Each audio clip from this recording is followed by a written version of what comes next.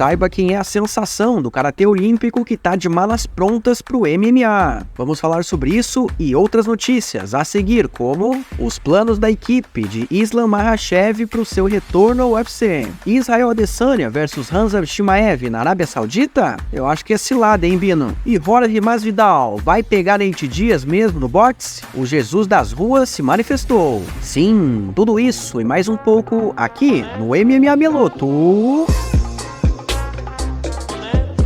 Bem-vindos ao MMA Meloto. Saudações, clã! Eu sou o Igor Meloto e sejam muito bem-vindos a mais um vídeo com as principais notícias do MMA internacional. E hoje, pessoal, a gente vai abrir uma pequena sessão aqui para comentar os anúncios que foram feitos de eventos do K1. O K1 que está voltando aí com tudo em 2024, planejando eventos inclusive no Brasil. Para quem não sabe, o K1 é o principal evento de kickboxing do mundo, pelo menos na década de 90 e no início dos anos 2000. Eles reinavam, não tinha nem concorrência. Hoje o Glory assumiu esse posto. Tem também o Oni, que faz lutas de alto nível também de kickboxers de elite, e o Rizzi também tem lá grandes kickboxers, né? A elite também está lá. Mas o K1 promete aí um retorno triunfal. Eles já fizeram um evento ano passado, como aquele K1 Grand Prix, né? Que eles faziam todo ano para definir o melhor do mundo. E neste ano, em 2024, eles vão fazer a mesma coisa. E aí, então, as datas e as sedes de eventos qualificatórios para o K1 World Grand Prix 2024, que vai, a final vai ocorrer no Japão, em dezembro, como de costume, como era tradicional, né? Então, aos poucos, eles vão tentar reconquistar esse espaço que eles perderam, né? Acabaram indo à falência, outros donos vieram depois, compraram, tentaram reerguer a marca, fizeram um bom trabalho dentro do Japão e agora eles estão querendo voltar a expandir a marca mundialmente, globalmente. Então, aí, dia 3 ou dia 10 de agosto, vai rolar uma fase classificatória em Curitiba, no Brasil, assim como em outros locais aí que estão listados no anúncio. E assim como o K1, a PFL anunciou datas locais e as categorias dos eventos que eles vão realizar na fase regular do torneio de 2024. No dia 4 de abril, em São Antônio, vai ter lá pesos pesados, peso mosca feminino. Esse ano não vai ter peso pena feminino não, vai ser peso mosca feminino apenas. Larissa Pacheco aí não vai mais disputar o prêmio de $1 milhão, pelo menos não nesse tipo de torneio. No dia 12 de abril, um dia antes do UFC 300, em Las Vegas também, vai ter o meio pesado e o peso leve, e no dia 19 de abril, em Chicago, vai ter os pesos meio médios e pesos penas. Não sabemos ainda quem vai competir, mas vai ser interessante ver aí, né, o que a PFL vai montar de elenco para esses torneios aí, né, são cerca de 10 lutadores por categoria que eles colocam nesse tipo de torneio, competem ali na fase de grupos, né, como se fosse Libertadores, né, para quem tá acostumado com futebol, Libertadores, Champions League, Copa do Mundo mesmo. Começa com a fase de grupos, quem fizer mais ponto avança pro mata-mata. No mata-mata é semifinal e final. Isso tudo num ano só. Aí no final do ano a gente vê quem é o melhor da temporada. E agora, para começar o ano, eles vão fazer o evento da PFL versus o Bellator no dia 24, agora no próximo sábado. Eu trouxe aqui para vocês o cinturão, né, que vai ser colocado lá em jogo, em disputa, para as lutas de unificação de cinturões, e também vai ter uma espécie de anel para o vencedor dessas lutas aí de unificações. E tem mais fotos do cinturão, né, aqui é a parte lateral, onde diz PFL, a outra parte que diz Bellator, e aqui um pouco mais do anelzinho. Enfim, esse evento que vai ser transmitido pelo Combate, às 14h15 de Brasília. Aí, um pouquinho mais sobre o Bellator, a gente teve o cancelamento hoje da luta entre a Lia McCurt e a Sinead Kavanagh, essa luta que ia provavelmente definir a próxima desafiante ao título, que hoje pertence a Chris Borg, mas não vai acontecer por conta de uma lesão da McCurt. A McCurt que é muito parecida com a Miesha Tate, né? Mas não vai mais acontecer essa luta. Ela sofreu uma lesão grave, inclusive, e divulgou um comunicado aí, se dizendo bastante arrasada, né? Ela quebrou uma costela e rasgou o oblíquo, segundo ela aí em um sparring. O UFC, galera, a gente teve então a atualização dos rankings na última noite. O Ilia Topuria, que é o novo campeão peso-pena do UFC, entrou no ranking peso por peso, ele agora é o número 5 desse ranking. O Volkanovski, que era o número 3, agora virou o número 7, por conta disso a gente teve algumas mudanças, né? O Kamaru Usman, que estava no ranking, deixou, não tá mais. No peso galo, o Merab Dvalishvili passou ao Aljamain Sterling, caiu uma posição. O Henry Cejudo desceu 3. Nos meio médios, o Ian Machado Gary subiu 4 posições, agora ele é o número 6 da categoria. No peso médio, o Borrachinha desceu uma posição, o Whittaker se manteve na posição que ele tá, o Anderson Hernandes subiu 2, o Caio Borralho acabou ficando em 15º, e no peso mosca feminino a gente teve a entrada da Miranda Maverick, ela que não era ranqueada, vencendo a Andrea Lee, ela pegou o lugar da compatriota. Bom, galera, agora vamos para a notícia que circulou aí bastante ao longo do dia, que supostamente o Israel Adesanya e o Khamzat Chimaev iriam se enfrentar na luta principal do UFC na Arábia Saudita, no dia 23 de junho. Essa informação foi divulgada por um site que se dizia ser o site da arena que vai sediar essa luta, a Arena Kingdom. Eu recebi uma mensagem de um amigo no WhatsApp alertando: olha, Igor, eu acho que vazou aí a informação, como aconteceu no passado, né, do John Jones e o Cyril Gane, quando vazou lá na arena que rolou a luta. Eu pensei que se tratava do mesmo caso, da mesma situação. Fui averiguar, olhei o site, realmente parecia ser verdade. Vou mostrar aqui pra vocês. Esse aqui é o suposto site dessa arena, e aqui aparece o calendário de eventos, e vocês vão perceber que ali no dia 23 de junho consta Israel Adesanya e Khamzat Chimaev no dia 23 de junho. Aí diz aqui pra comprar ingresso, enfim. E diversos portais divulgaram isso. O Yahoo Sports foi um deles, o Independente também. Muitos influencers, muitos criadores de conteúdo também foram atrás, mas pouco tempo depois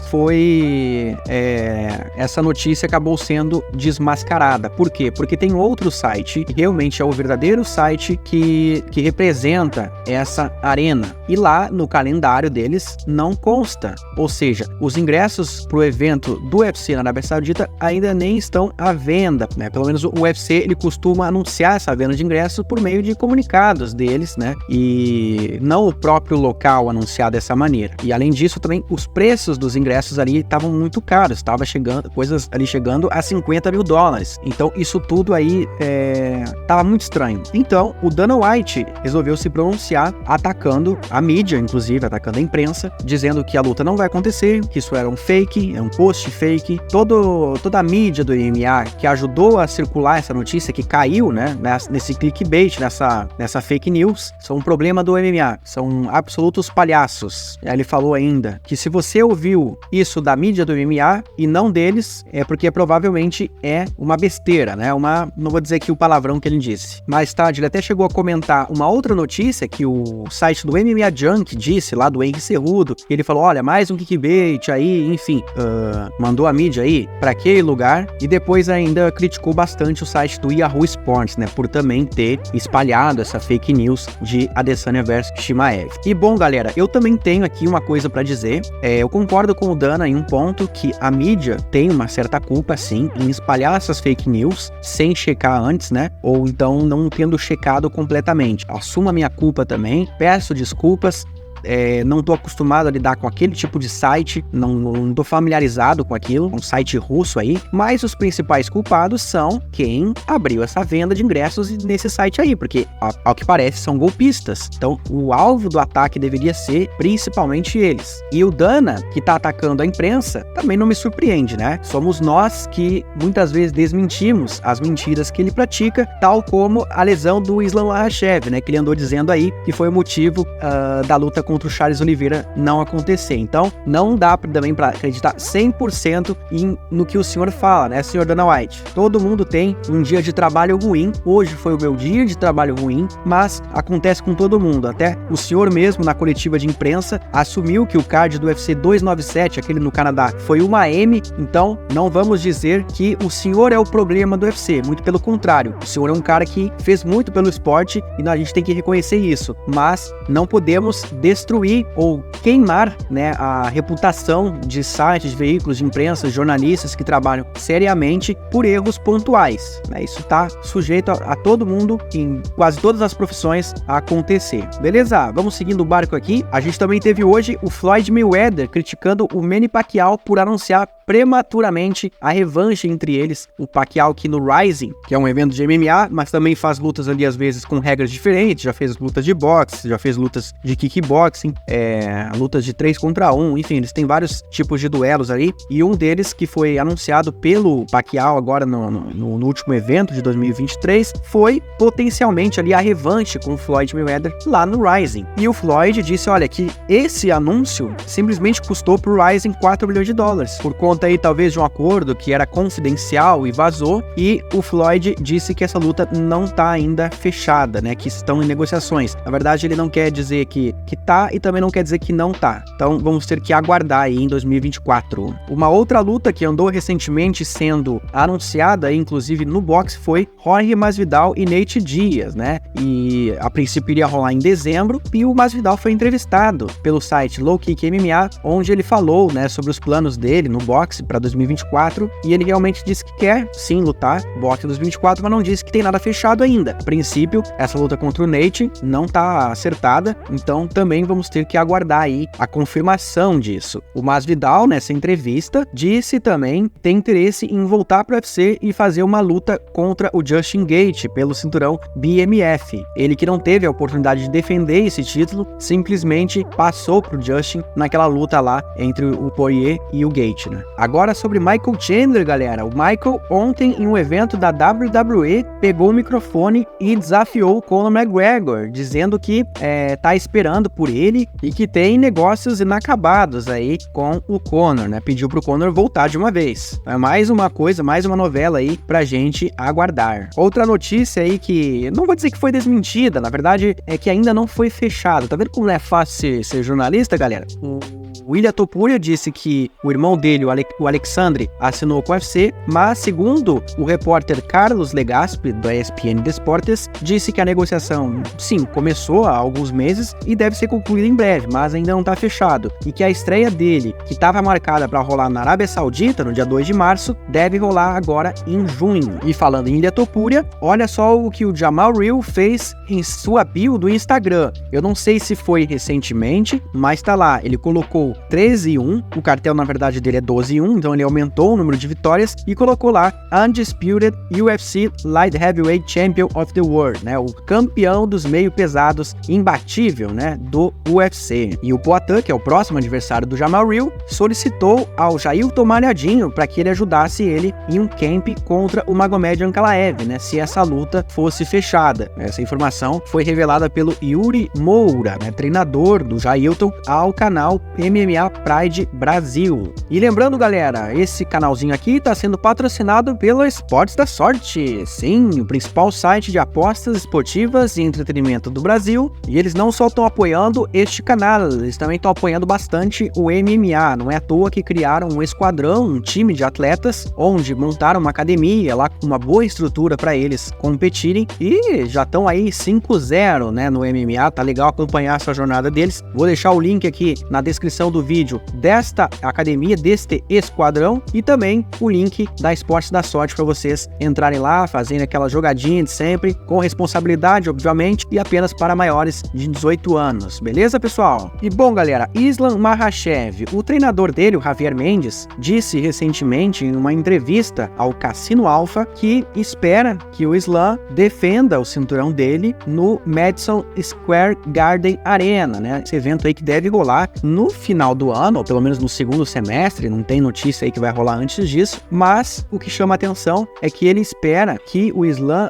volte a lutar contra o Justin Gaethje, né, defendendo o cinturão dele contra o Gaethje e não contra o Charles. Ele coloca o Gaethje na frente do Charles. E aí sim, depois ele colocou o Charles Oliveira como o segundo passo do Islam, ainda nesse ano, ainda 2024, e aí no ano que vem, em 2025, ele espera que o Makhachev suba de categoria e dispute o cinturão dos meio médios, né? E para finalmente aí se tornar um duplo campeão do UFC, algo que o Khabib Nurmagomedov não tentou, né? Acabou não fazendo. Então, aí estão os planos traçados pela equipe de Makhachev. E falando em planos, galera, hoje foi anunciado pelo Ali Abdelaziz, né, um dos principais, se não o principal manager, empresário do MMA, que ele fechou um acordo aí de empresariamento, né, com o medalhista olímpico de prata, né, no Karatê em 2020, Tarek Hamedi. Para quem não sabe, foi aquele rapaz que nocauteou o adversário na final do Karatê olímpico em 2021 e acabou sendo desclassificado porque julgaram na época que aquele golpe ele foi muito forte, né? Ele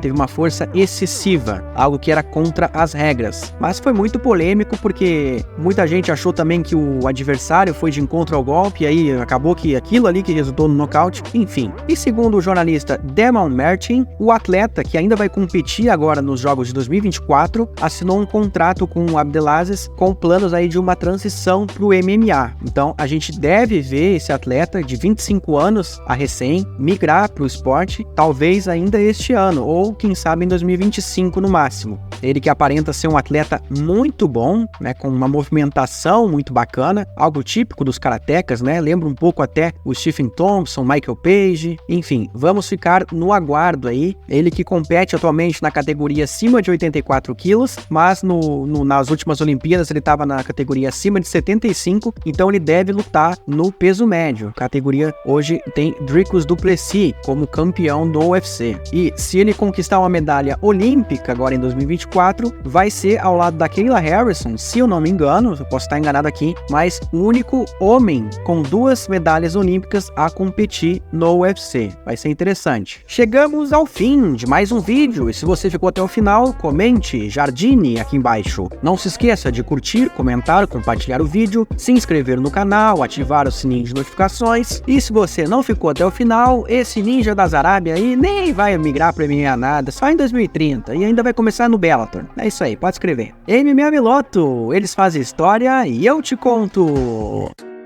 Obrigado por assistir ao vídeo. O MMA Meloto voltará em breve. Até a próxima.